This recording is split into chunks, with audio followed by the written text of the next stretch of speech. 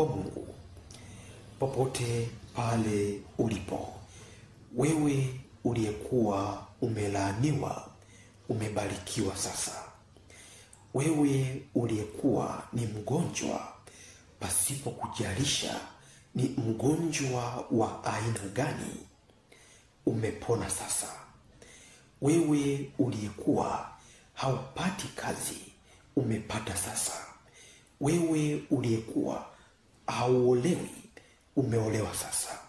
Wewe uliyekuwa hauoi, umeoa sasa. Wewe uliyekuwa haupati wateja, umepata sasa. Wewe uliyekuwa unadaiwa, umelipa sasa. Basi nenda wakakushuhudie, na kila ambaye atakushuhudia, kila ambaye